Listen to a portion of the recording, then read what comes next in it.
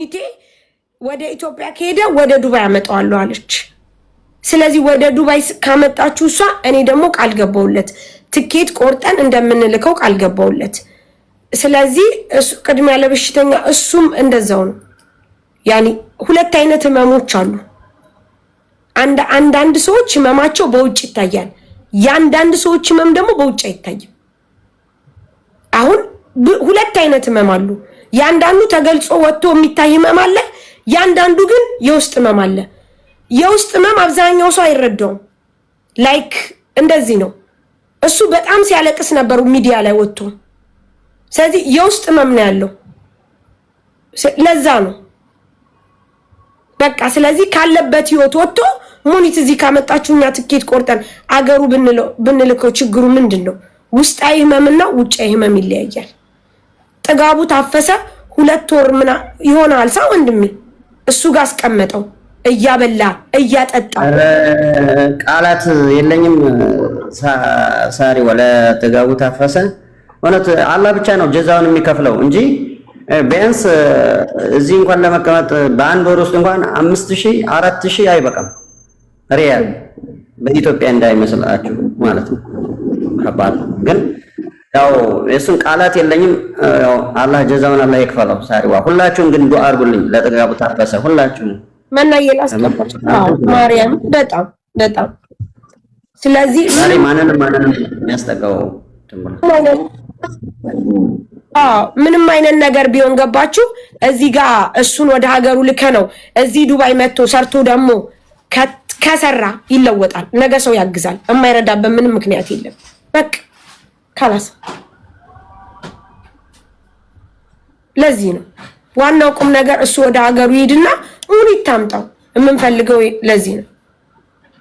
በቃ ሙኒት ወደዚህ ካመጣችሁ ደግሞ እዚህ ይሰራል። ዱባይ ጥሩ ሀገር ነው።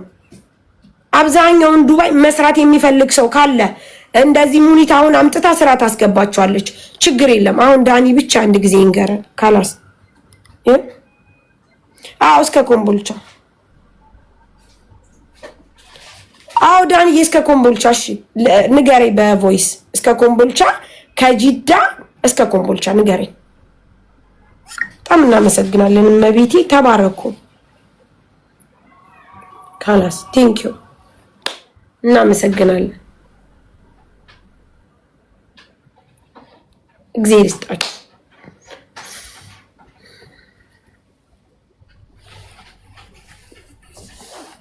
ኦኬ እሺ ዳኒ ይሁን።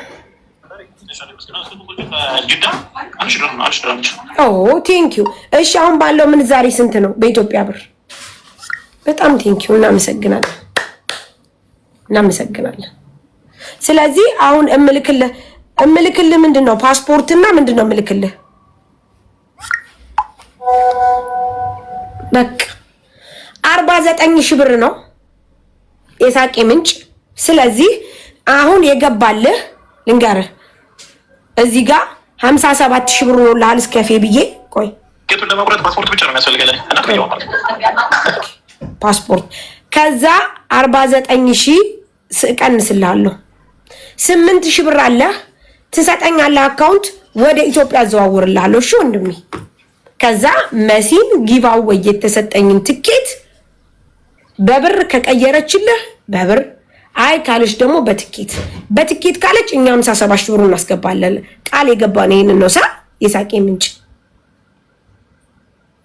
አይ ትክክል ነው ሳሪዋ እኔ ቃሌን እጠብቃለሁ። አየይሳ አበቅ ትክክል ነው። አይ ለምትል ከሆነ ደግሞ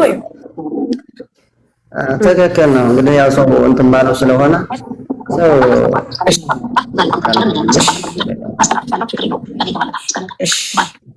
በቃ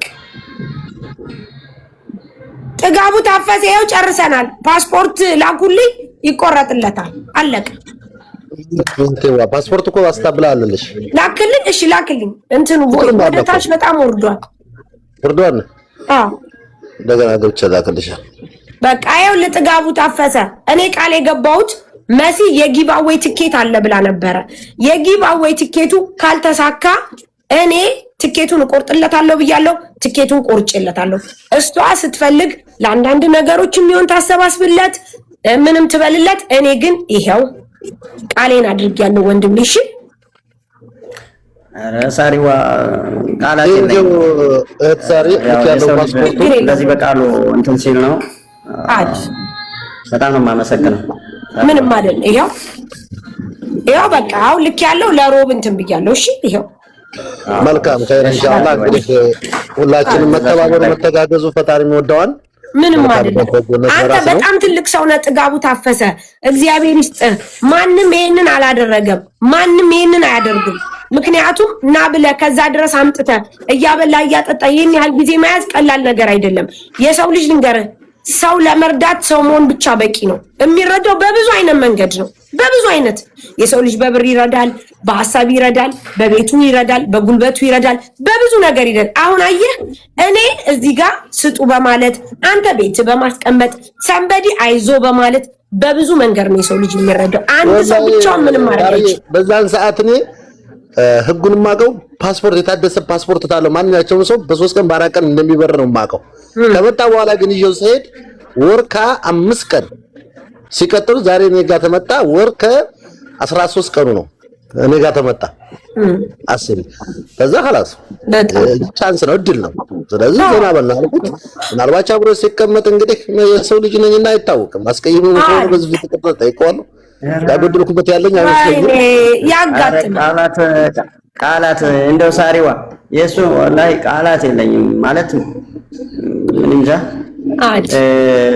ስንቀመጥ እኮ ዛሬ ማንንም ማያስጠጋውም። እኔ አንድ ወር ከ15 ቀን ሊሆነኝ ነው።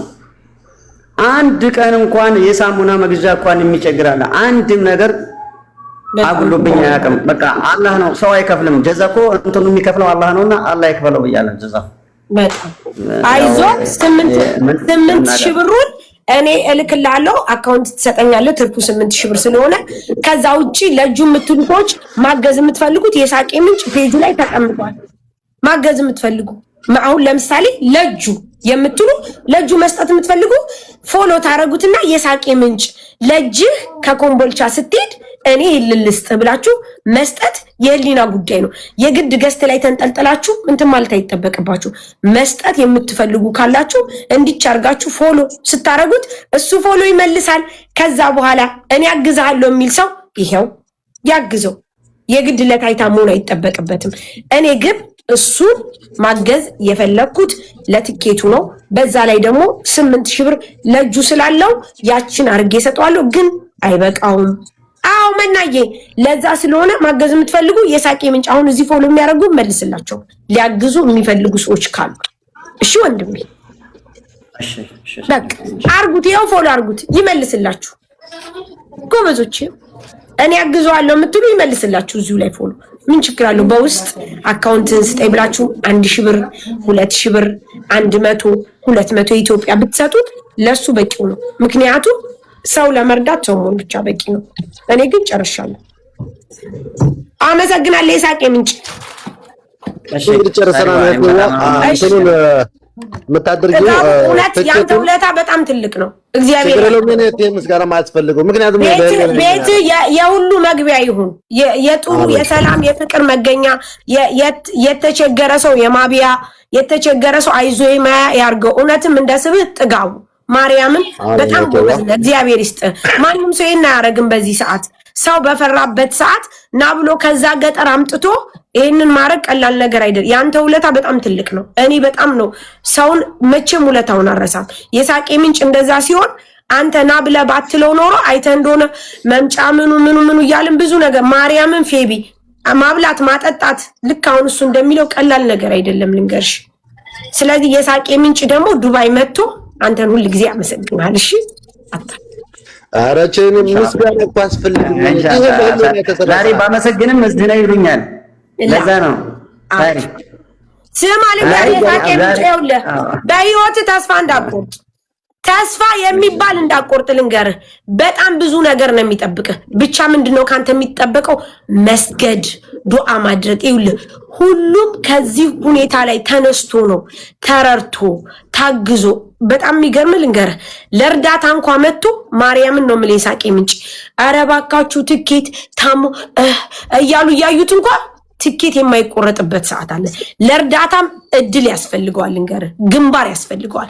ስለዚህ አንተ ምንድነው ማድረግ ያለብህ? አሁን ወደምመጣበት አላማ ደግሞ ዱዓ ማድረግ ያስፈልጋል፣ መስገድ ያስፈልጋል። ሙኒት እዚህ ካመጣች በኋላ ደግሞ ሰርተ እንደምትለወጥ አምሹር እርግጠኛ ነኝ። ምክንያቱም ያችን መከራና ስቃይ ታሃታል። ስለዚህ ጎብዝ፣ አንተ ጀግና ሰው ነህ፣ ብዙ ነገር ያሳለፍክ ሰው ነህ። እንኳን ከሰው ጋር ከእንስሳ ጋር ኖርሃል። አስበዋል ምን ያክል ጎበዝ ሰው እንደሆንክ ማለት ነው። ስለ እንስሳ የሚወድ ሰው እንስሳ የሚያለምድ ሰው ከልቡ ሰው ነው ልንገርህ። እንስሳ የሚጠላ ሰው አይደለም። አንተ ጎበዝ ነህ። ለእንስሶች እንኳን ጠፉብኝ ብለህ እንደዛ ማንም ሰው ሲሳለቅብህ ስቅስቅ ብለህ አልቅሰሃል። ጠፉብኝ ብለህ ለገንዘቡ ሳይሆን ለምን አልምጄ ብለህ ምክንያቱም በቃ አንተ ሰው ነህ። ገባህ? ስለዚህ ምንም ተስፋ እንዳትቆርጥ እሺ ወንድሜ፣ አለን ከጎን። ዱባይ ደግሞ ስትመጣ ምንም ችግር የለም።